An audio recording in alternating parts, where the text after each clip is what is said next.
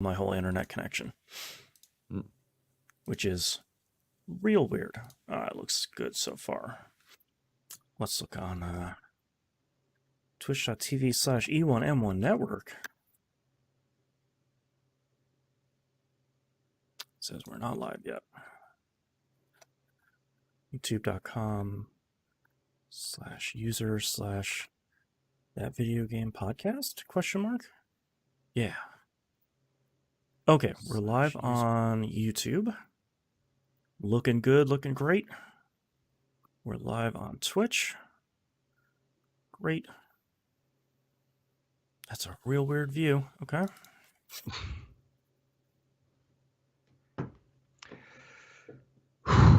Oh, I don't have my main channel hosting this channel. How do I do that? Anyway, you were saying. Sorry, I interrupted you. I have no idea what I was saying. Oh. I just realized I needed to open the Twitch thing up, and my head's just been going 50 different directions lately. Yeah. Mostly housing directions. Yeah. Yeah, man. I hope you get that all organized, sooner than later. Too. Our closing date on the sale of our house is like May 6th. So Okay. we probably have one more week we can push it before we got to give up and find some place to rent. So yeah. And I was just checking the calendar to make sure May 1st is the first Saturday of next month, so I'll probably still be fine. Oh, okay. Well, okay. That might be, now that I think about that, 6 is a Thursday, which I didn't, well, okay. It'll be up in the air. Geez. Have you been watching Jujutsu Kaisen at all? What? I don't know what that is. That is an anime. Oh, no. I haven't even heard of it. It's a really good shonen anime that oh, nice. Kind of subverts a lot of the shonen tropes. Mm. And it's also very goofy. Like, one of the characters is literally a panda. Great. But it's also very dark. So the main character, you know how Naruto, he has the 9-tailed fox and everyone's like, oh, you have this evil thing. And it never does anything evil ever. Right. Well, so the whatever curse thing that the main character in Jujutsu Kaisen has is pure evil and basically just wants to kill all his friends anytime he gets out. Oh, wow. But also, one of the teachers at the school is a panda. And right. Another teacher in the enemy school is a robot. So great. And they basically don't explain those characters for a good 16 or 17 episodes. I was kind of disappointed when they finally did explain them, but oh yeah, it was still a good backstory. And they have way better treatment of some of their female characters than I'm used to seeing in anime, period. Oh, nice. So there's, I don't know. It's a really good anime. I think Crunchyroll's released it all, and it's also on HBO Max. Oh, wow. I didn't realize HBO had some of that stuff on there. Yeah, they're doing the English dub, I guess, but they have not. Whereas Crunchyroll has completed the season, HBO is on episode 18 or 19 or something. Oh, okay. But interesting. I don't know. It's a good show. I'll have to check it out. You probably, now that I've recommended it to you, you probably don't want to watch it in front of your daughter because there's some of the for sure. curse stuff in it. Yeah. But it doesn't have any, I don't think it has any nudity that I can think of. And sure. It does have some language, but nothing constant or whatnot. Just the occasional S-bomb or something. Right. But I don't know. It's fun and refreshing, and it's kept me going on a weekly basis. Yeah, and I haven't watched any anime or new anime in a good long time, so I'm a little out of the game. I have been too, quite a bit. I watched that, and I watched Bofuri, which is something I'm afraid to take damage, so I put all my points in defense or something like that. It's, okay. Sure. There's not really any stakes to Bofuri, but it has a female lead who's playing this VR game that could never be developed in the real world. Right. But right. It's she basically just plays the game wrong, but winds up being this ultimate like badass in the game. Oh, that's fun. It's it's I've recommended it to a few people and they liked it, but one guy was really bothered. Like it bothered to him like how OP some of the random stuff she finds is. Oh, sure. But also like she gets nerfed occasionally in the game too. Right, right, But I don't know. It's a fun, no consequence anime. right, But right. yeah. Okay, you ready to start this thing? Yeah, let's do it. Alrighty, let's get started in 3, 2, 1. Welcome back to another episode of Picking Up the Pivot. Let me try that again. Alright, take 2. 3, 2, 1. Welcome back to another episode of Picking Up the Pixels RPG Love. I almost messed it up a second time in a row. I'm your host, Boston. Joining me as always is Musum. Hello. Mina's off again this month. Probably, I'm assuming with some computer problems. It seems like she's being plagued with computer problems, which is just a real bummer. It feels like she fixes one piece and then kind of 2 other ones break, which is the horrible part about using computers in general. So hopefully we'll see her back soon. But Musum, what have you been playing this past month? Everything I've been playing, I feel like everyone could predict if I'm being honest. Okay.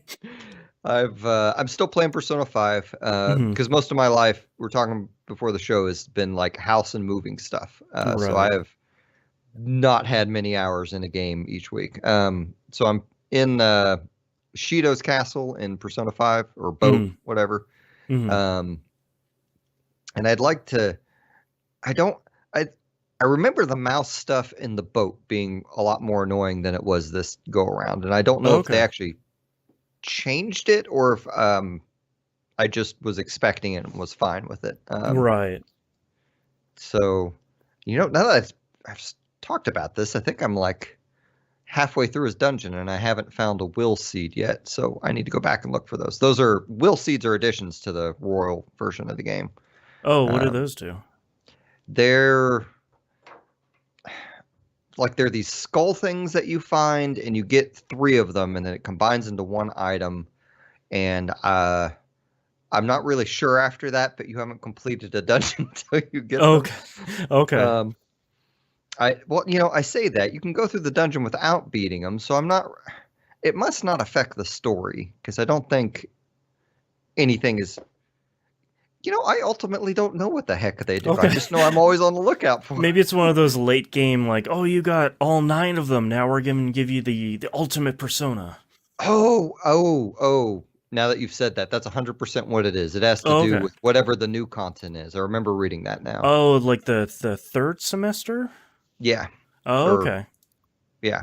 Nice. Whatever the January to May, whatever thing that they've added, which Right.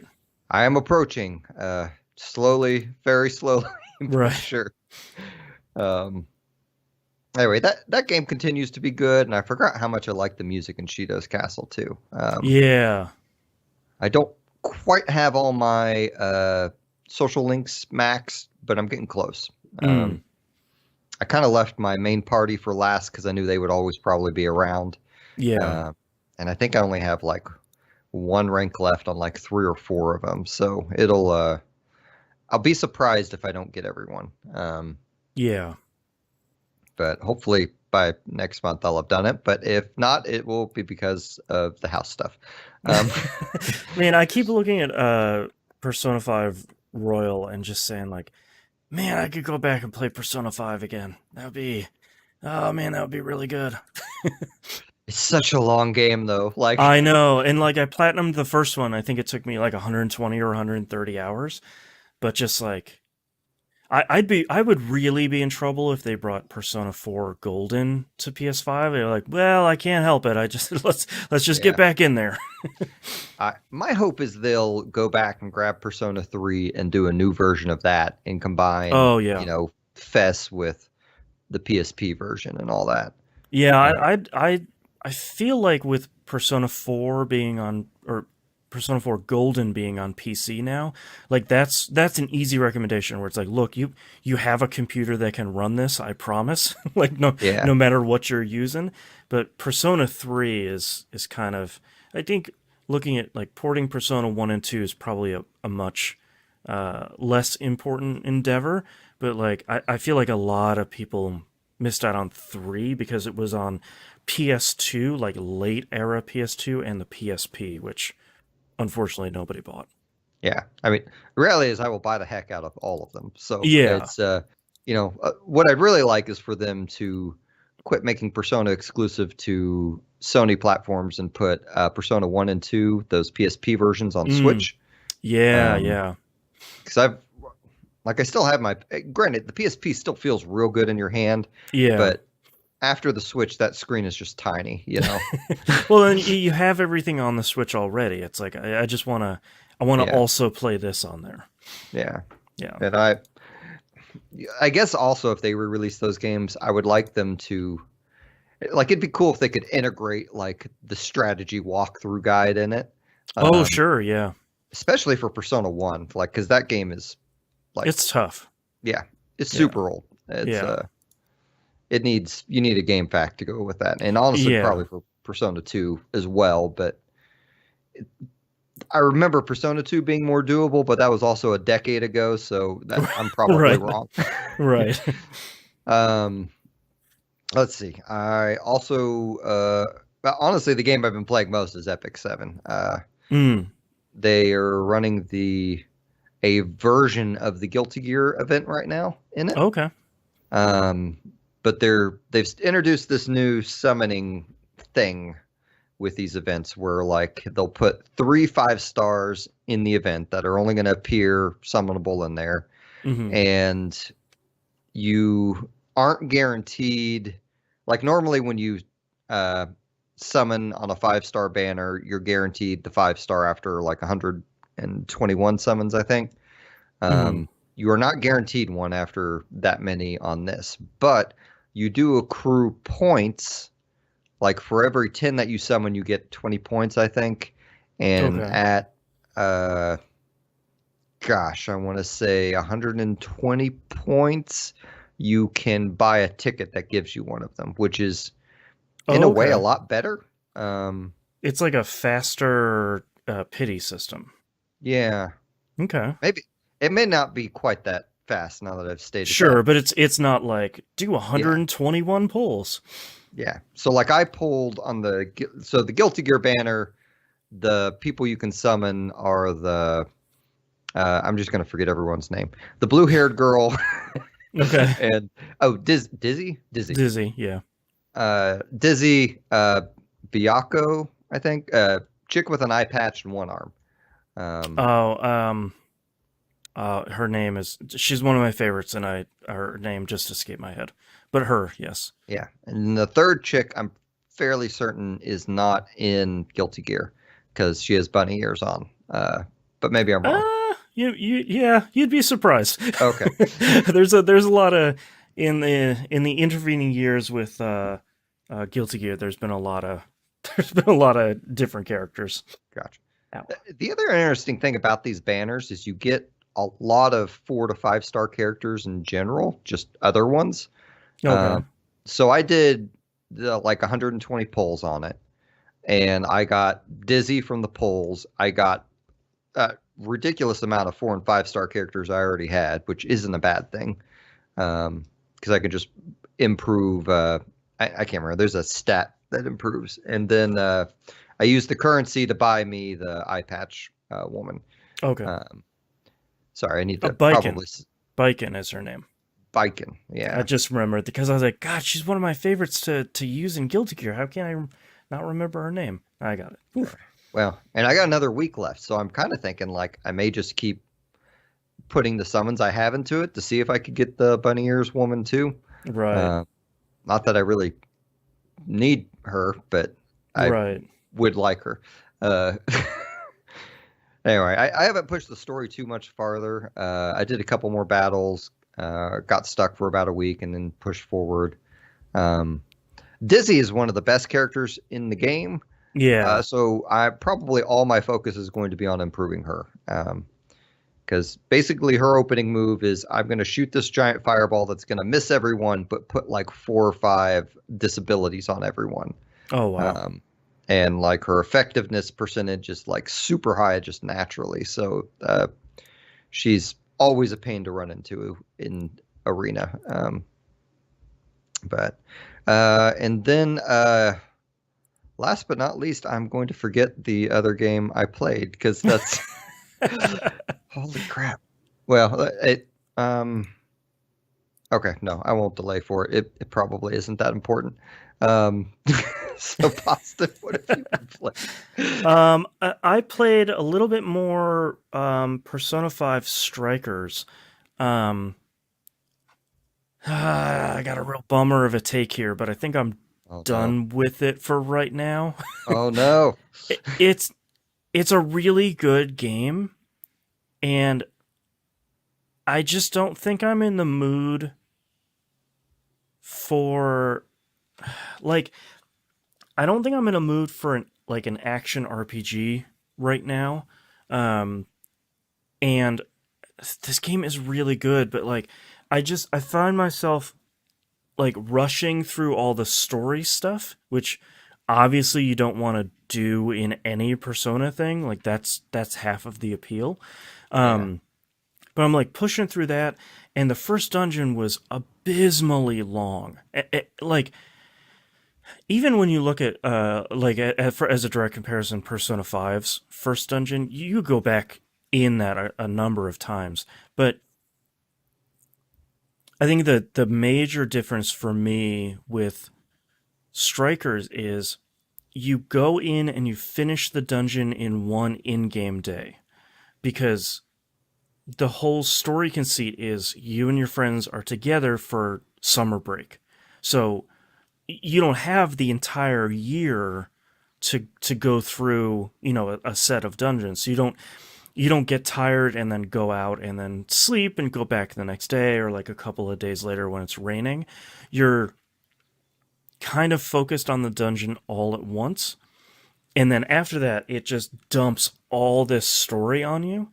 And then you go into the next dungeon. So I don't think that's inherently bad, but I think this like lopsidedness is kind of frustrating to me. Mm. Because I like what a traditional Persona game is offering you is that you have this risk reward. You're pushing and pushing, pushing as far as you can in the dungeon, and maybe even like a little bit further than you should until you get a real spicy fight, and you're like, okay, all right, that's I got to get out of here. The game's telling me like, hey, you got to go, and then you do some social link stuff, you do some school stuff, you take a little bit of a breather, and then you dive right back into the dungeon, kind of when you're ready. So I like Persona 5 Strikers a lot, and I feel like I'm either not in the mood for it right now, or I just don't have the mental capacity to sit down and do a Persona game that I haven't played before. I know this is a little bit of like LOL, you just said you'd play Persona 4 or Persona 5 again, but yeah, I played those already. Like that's not a it's not a new equation to crack. I mean, that's a lot of like, all right, let's get back Well, into the dungeon. and like I've played a bunch of the not Dynasty Warrior, but the whatever they call them. Like, I Yeah, played the Bleach and a lot of the Gundams and the Berserk, a little bit of the Berserk, and like you really got to be in the mood for those. And I know yeah, the Persona gameplay is supposed to be more mentally active than the other ones, but yeah, from the sounds of it, it's still something you zone out to and mash some buttons to and move on.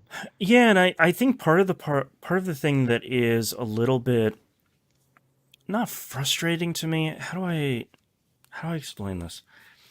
It's I feel a little bit at odds with it right now, because it very much is that Musou gameplay. So you are just like cleaving fields of enemies, and that's super fun. Like I love that part. But the other half of it is, especially during boss battles, you still have to use the persona stuff. Like, you're still switching personas, you're still using their skills to attack bosses, to like take down. There's this meter that has like a number of masks on it, and if you deplete all those masks, you can do this kind of large attack. Not really an all-out attack, but kind of similar to that. That'll take off a huge chunk of their health. They'll get the masks back, and you kind of rinse and repeat. And it's trying to do both of those things, and I think it's doing it really well. I want it to be one or the other. Like, I want it to be a Musou game where I'm just doing like square, square, square, triangle. Yeah, all right, that was a cool combo. Or I want it to be pure turn-based.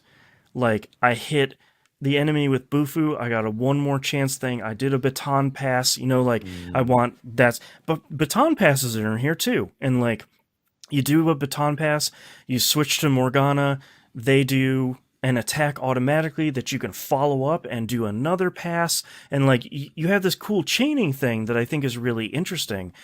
But I'm looking for more of that like traditional turn-based thing right now, I think, which is, Gotcha. it's not you strikers, it's me.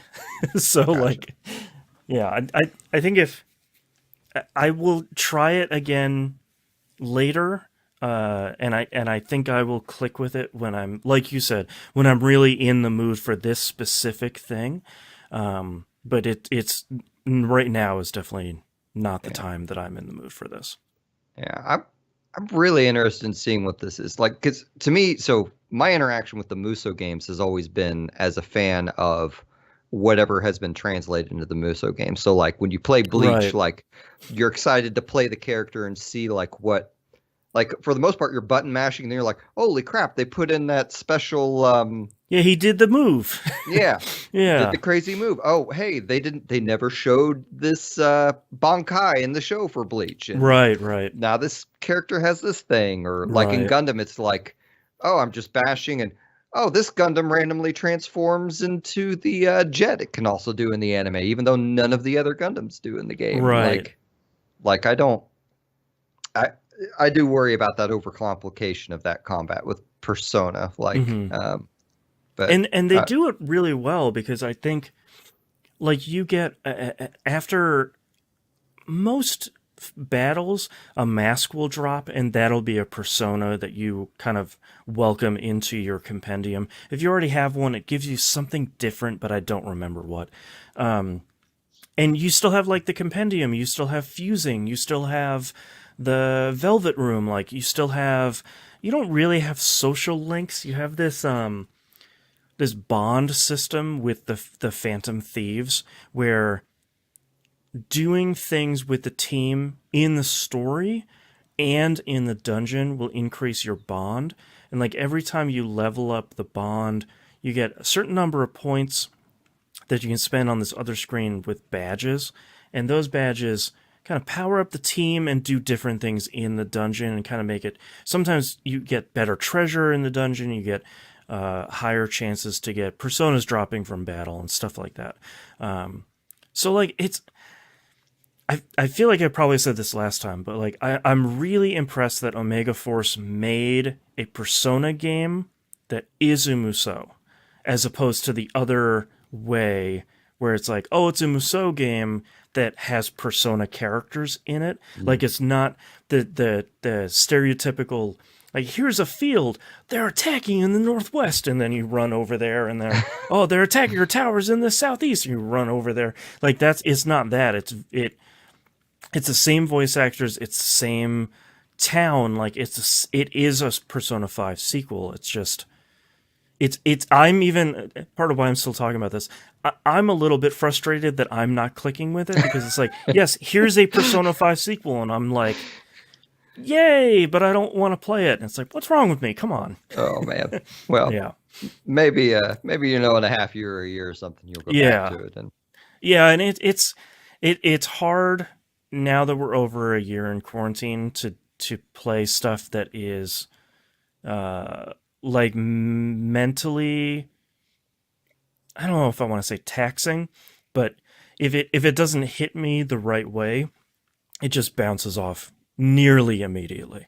Um, so, and part of the reason I think why I'm not enjoying it is because of my second game, which is Bravely Default 2, which is literally here's Final Fantasy V again, like like all the other Bravely games have been, and this is very much your traditional JRPG. It is an overworld. You're running into enemies. It's here's these beautiful towns. It's an Unreal Engine game now, so it looks even better than before. Like here's the full job system. You finish a battle, and here's all the experience and job bars that are going up. Like it that's the thing where I'm playing it. It's like, okay, now this is what's poking the parts of my brain that's making me real happy. So I wish I had more time to play this. I have gotten to, I mean, this is hilariously early because this game is really long. But I've gotten to the second town. It's so I don't know if I talked much about the story last month. I don't really remember. But really early on in the game, the princess you run into is like, all right, here's a story. 4 crystals. You guys heard about this before? And everyone's sort of like, yeah, I sort of get it. And the game is kind of like, look, you've played an RPG before, 4 crystals. Let's go get them. Let's save them. Warriors of Light. All right, here we go. And it's funny because the one of the crystals, the princess is like, I think it's the wind one. I got it. We only need to look for 3 more. And I think the main character says, like, well, where are we going to find the other ones? And someone in the party is like, look, there's this desert town that's half underwater all of a sudden. Like, overnight, it's half underwater. Sounds an awful lot like a water crystal, right? And they're like, yeah, it sort of does. And I'm like, all right, let's go there then. I was like, great. This is great. Like, this is a JRPG that isn't like, underwater. What could that mean? It's like, oh my god, they just figure it out, and we're gonna go. Like, it's very refreshing. So I made it over there, and the story. It's interesting because I'm continuing to run into bad guys that I beat earlier in the game, and I took their asterisk, which is essentially like I took the job crystal from them, and they're kind of harassing me to finish their storyline and get the asterisk back from us, but they don't have their powers anymore. So it's this kind of fun thing where, like, I don't just beat the boss and then move on and never see him again. Like, they're popping up in the next town, and they're putting together some political machinations to sort of take us down so that they could take our asterisk back. And it's like, all right, that's kind of that's refreshing. It's not just like, yeah, remember that guy we beat like 50 hours ago? Oh well. So far so good. I'm really enjoying this. The music is incredible as always. Like, I think Revo does the soundtrack again. It's beautiful. It runs great handheld on Switch. Like, it's a really great game. I'm super happy I picked it up. And last game I have here is Loop Hero. I've been trying to sort of steadily put as much time as I can into this. I have finally beaten all the first 3 bosses. The third one is incredibly difficult. And I have unlocked the 4th stage, which I'm going to assume is the last one, because now not only is the loop way longer than it was before, which is just a nightmare, but there were like these little pips in so there's 2 bars at the top of the screen. One is how far the day has progressed. Every time you go from one day to another, a bunch of stuff happens. Like, enemies spawn on the map, you get a bunch of health back. Sometimes you might get some loot drops, things like that. And the bar underneath it is when you fill that bar up by placing tiles on the map. When you fill that bar up, the boss spawns. This one had pips in it. I was like, okay, that's weird. I wonder what's going to happen there. So I fill it up to get to the first pip, and as soon as I do that, the first boss spawns. And I was like, oh no. this is this is real bad. Like, I'm playing through these levels where I am min-maxing to fill the entire bar up, and then I'm not prepared. And now, like, 4 loops in, I'm fighting the first boss. And it's like, okay, cool. That's not good. I'm gonna. So, going through that has been very difficult. And I gotta figure out how I'm gonna do that because it's rough, but it's not one of those things that feels impossible. It just feels like, all right, maybe I need to revisit my deck. Maybe I need to figure out different ways of kind of laying everything. Maybe I'll try a different class to play because I've been playing the rogue a lot. But man, Loop Hero is good. I feel like I'm hoping that it doesn't get forgotten as the year goes on because it kind of had this big flare of interest when it came out, and then it burned off pretty quickly. But I'm hoping that people don't forget it as it goes through the year because it's a really cool, unique thing. It's mushing together 5 or 6. I found out that it was a result of a game jam, and the theme of the game jam was you start with nothing. And that's why it makes sense that you're filling in the world around the loop, the pathway, because the theme was you start with nothing. I was like, all right, that's a cool idea. Like you had a cool idea out of a game jam. So yeah, Loop Hero. It sounds really cool, and yeah. I'm going to be putting together a new computer after I move. Nice. So I will get it then, or if they've announced a console version, I'll wait for that. But like you pretty well sold me on it. So I'm hoping they find a way. I feel like the easiest place to bring it would be the Switch because it has a touchscreen. It relies so heavily on having a mouse. The great part is you can play it with just the mouse. You don't have to have a keyboard. So like you can pause the game by right clicking and you can do all that, or you can use space.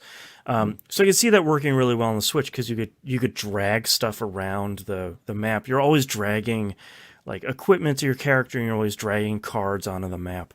I'm sure there's a way you could bring that to other consoles and make that work relatively well on a controller, but I think it might be a bit of a clunkier experience. And I think the team is like 3 people, 4 if you include the composer. gotcha. So like it's one of those things where they're probably like, yeah, we're just trying to make sure it works well, and then I guess we'll get a Switch dev kit. I don't know. So like, Oh man. yeah, hopefully awesome. they figure out to bring it on Switch at the very least, because I think it would do really, really well there. So Go ahead. I remembered my third game. Oh, perfect. And I know exactly why I forgot it, and that's Okay. Cyberpunk 2077. Oh, there you go. I wanted to play it a little bit before and after the patch. Yeah, The patch, which on PS4 at least is 45 gigs. it's so big. God. So it takes up, like the game right now, I think takes up like over 100 gigs on my hard drive. Wow. And I played it a little bit before, didn't have any crashes, only a little glitchy. Played a little after it.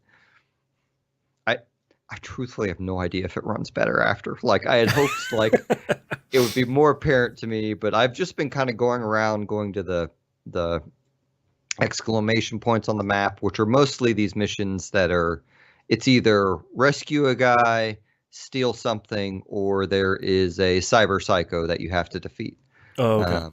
The cyber psycho stuff is usually fun because it's like this cop research lady wants you to find them and wants you to incapacitate them.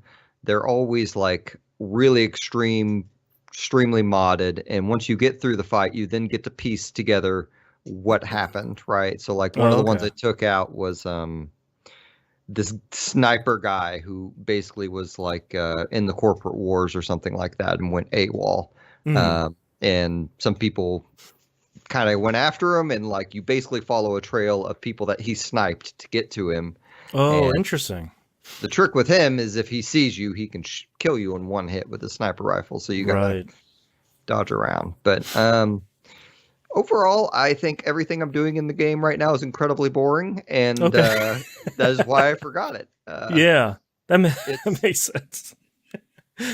I've probably played through most of the interesting story content, but any of those exclamation points, I get the feeling could turn into an interesting story content, and there's still a lot of those left. So I'm like, I keep debating on like, should I just beat the freaking game and just see the ending? Right. But Just be done with it.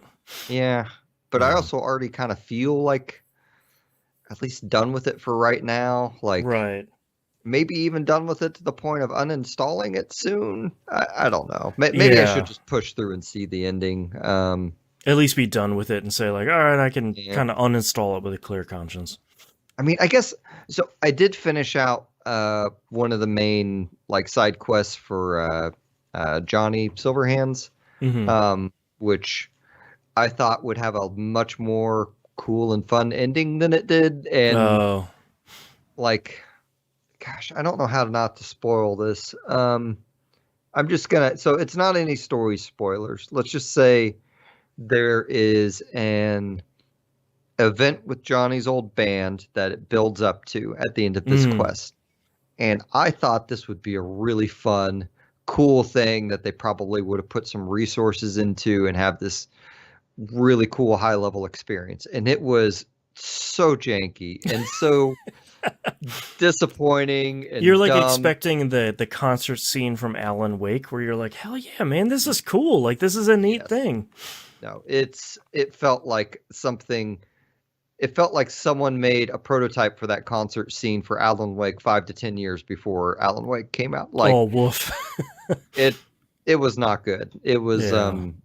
super disappointing. Like I guess no, it was. I can't cut any slack. It was for the quality level of some of the other quests I've played in the game. That Mm. is super disappointing that they took one where they had a movie star like Keanu Reeves and did not put the same level of effort into it. Right. Uh, Keanu Reeves, who I believe is in a band in real life.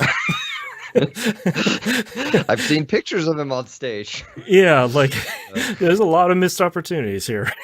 yeah, I don't, I don't get it. It's anyway, Yeah. whatever. I'm probably shelving it for the moment just because Yeah. I have so little video game time. Like having half of my house in storage and trying to find a new house is severely detrimental to my video game time. So I'm just not Yeah. going to spend it with Cyberpunk. So Yeah, exactly. anyway, I did forget one last game for me as well. The show notes would be fun for this month. Um, Destiny 2. I realize I haven't talked about this for a while, and I wanted to talk about it because, from a story perspective, they finally got it. So like this, when Beyond Light came out, which was the most recent big expansion, I think we as the sort of Destiny community figured it would be standard operating procedure here, which is all right, we're getting this big story dump, and then for the next year until Witch Queen comes out, it's largely each season will take like one half step forward in the story, but it'll still be a lot of like wink, guess what's coming up later? Wink wink. Like find out in 9 more months. But even in the season that launched with like alongside Beyond Light, which was the last season, they took huge story leaps. Like this character, how do I not spoil this? A character that had a villain that had perished a while ago in Destiny 2, re-entered the story as a different character. And the answer to oh all of wow. that is lore. But they did it really well. It was like a really great reveal. The voice actor who plays both characters has this really great different take on that character's voice. So like it's not just like, hello, it's me with a different I have a different name. And because of Destiny lore stuff, this character doesn't know who he was before. He just knows that everybody in the universe he runs into really hates him, like 1000% hates him. So it's been really interesting, and you go through this whole big thing in the previous season, and you kind of earn the trust of this character and bring him into the fold and kind of under your wing a little bit. And I was like, okay, well, they'll probably won't continue that. Except this season, not only do they introduce an incredible new villain, Keitel, who is like the daughter of she's one of Cabal, one of those like super big space rhino people. She's the daughter of the bad guy from the very first raid from Destiny 2. She's an incredible villain because she has like scruples and she's really honorable and she's kind of trying to make a treaty with you as opposed to kind of just stomping you out completely. And they introduced a new area. It's called Helm. It's this floating command center. And they do something really, really smart, which I'm glad they're finally doing, in that when you continue the story for the season, you go back to Helm and you like, when you go back there, 2 to 3 to 4 people are standing around this war table in the Helm, and they are having a conversation with each other and with you at the same time. So it's this really, I know it sounds super dumb, like especially for like a lot of JRPGs and stuff we talk about, but it's really the first time where all of these people are in the same place talking to each other about the story and talking to you about it, as opposed to, well, here's Lance Reddick with a couple of voice lines saying like, yeah, talk to these other people, go do this thing. It's like, no, you're really looped into this whole thing together with everyone. And it's unfolding week over week. I think it unfolded over like the first 7 weeks of the season. And now that we're sort of at the halfway point, that storyline has finished and has taken some pretty serious leaps forward in like 3 or 4 different ways. And half of the season is left. So if anyone wants to start now hearing that like, hey, they're moving the story along, you can play all of last season's story and all of this season's story, because all that stuff doesn't go away until Witch Queen launches at the beginning of next year. And like you can totally get all that stuff caught up and join in with everybody else that's been playing. So like I feel like Bungie is kind of like finally getting all the pieces put together correctly, as opposed to like, you have 2 more weeks if you want to see this story content, get in there now and start No Life in Destiny. It's like, I mean, you have like 12 months to do all of this stuff if you want to or not. You're not going to miss any of this content. You have like, if you don't play it within this year, the next year's cycle starts, but all that stuff will stay there for a year. And that's, one of the big things they wanted to do this year was cut down on the FOMO, and I feel like we are finally seeing that really come to light, where it's like, we're in season 13 now, and if you didn't play season 12, hop on in, start playing some of that stuff. Like, let's get that stuff going. So it's nice to see them kind of figure all this stuff out and get all of it coming together, which is... That's cool. Yeah, it's great. It's finally, and they just announced that they are doing away with sunsetting. So like you'll be able to keep all of your guns and armor. Like none of that stuff is going to get good deprecated. So the future's looking bright for Destiny yet again, which makes me feel great as someone who plays it too much. And my raid team is doing great. We're on farm status for the most recent raid. That raid is really good, and we're sort of going backwards and learning some of the old ones now. So, and I'm streaming that actually every week, Friday 6 p.m. twitch.tv/Boston Hannon. So you can watch us fail sometimes and usually succeed, which is sort of all I ask. Okay, that's all I've been playing. Let's do releases here real quick before we go, because I don't really have any news stories. Mostly because I just haven't had the time to look any of them up. Out now, Outriders, PC, PS4, PS5, Xbox One, Series X, and Stadia. Whew. It is on Game Pass on the Xbox One and Series X, not on PC for some reason. But I have that downloaded. I haven't, I just spent a couple of minutes here talking about Destiny 2, and I have not yet started Outriders, which is a game that feels like it's very much in the same vein. So I'm hoping to start that here pretty quickly because I feel like I'll enjoy that a lot. Saga Frontier Remastered comes out PC, Switch, PS4, iOS, and Android. I thought this was mostly kind of a like, hey, let's put Saga Frontier of all things out on modern consoles. But they've gone back and they added a whole bunch of stuff, a lot of quality of life improvements. They added another character that kind of is interwoven with all of the other character storylines too. So they added a fair amount of stuff to this game, which is pretty impressive. So I get all the go Saga ahead. stuff mixed up. Which one is this? This was the first one that came out on the PS1.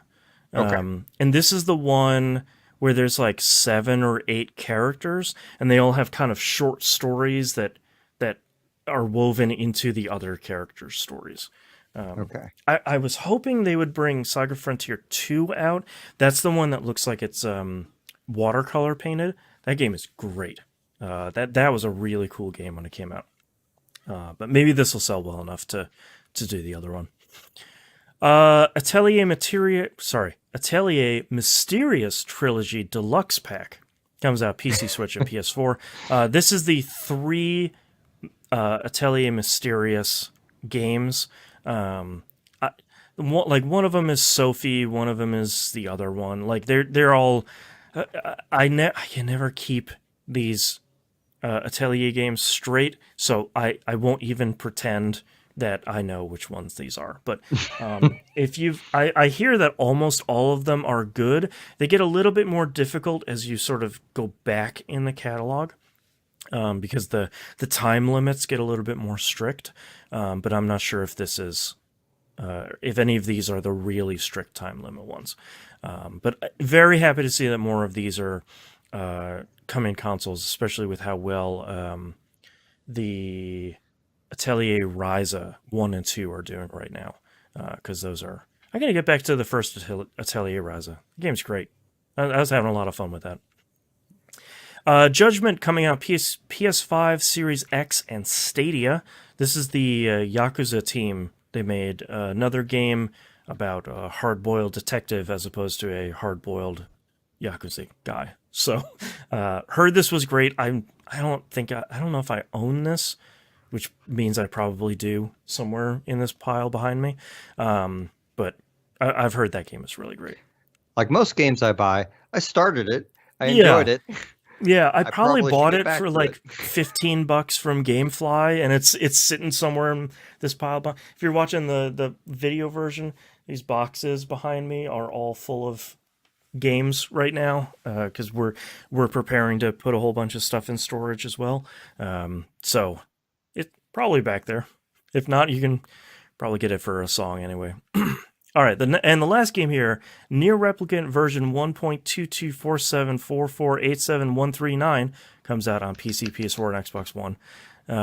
This is the first Near game, which is the fourth Drakengard game. This is the prequel to Near Automata, whatever, however you want to pronounce it. This is the other one. Yeah. This is not the. We are not getting. So the US version was the dad version that doesn't really exist anymore because I guess Yoko Taro was like, "Hey, that's not really what I was going for. That's not the kind of game I made." So this is the you play as the brother this time. I this was excuse me. I started this a couple of times on 360, and I kind of got to the point where the rubber met the road on the game, and I was like, ugh, I don't know. I feel like I maybe don't understand this game. And now after playing the other one, I feel like I could go back to this one and say like, you just gotta stick it out. Like you're gonna play it a couple of times. It's gonna be different every time, but you gotta see the whole thing through. Yeah, I don't know when I'm going to pick this up and play it, but I'm going to Right. do that at some point. Yeah, I feel Um, like it's a given for me too, where it's like I feel like I want to get through it once for real. yeah. If Square would sell their freaking collector's editions on at like normal retail stores and not just their Right. Square Enix store, I would already have a copy pre-ordered. But Yeah, and like man, I genuinely don't have a problem. I wouldn't have a problem purchasing from the Square Enix store if it wasn't like, all right, here's $100 collector's edition. It's like, all right, that seems fine, but there's a lot of stuff in here that's high quality. $40 shipping. It's like, I'm sorry, like, excuse me. well, and they don't do release day shipping, I don't think No, either. So, they might now. It's been a while since I bought, but like yeah. before, it was like it'll ship like 2 weeks after release. It's like I don't.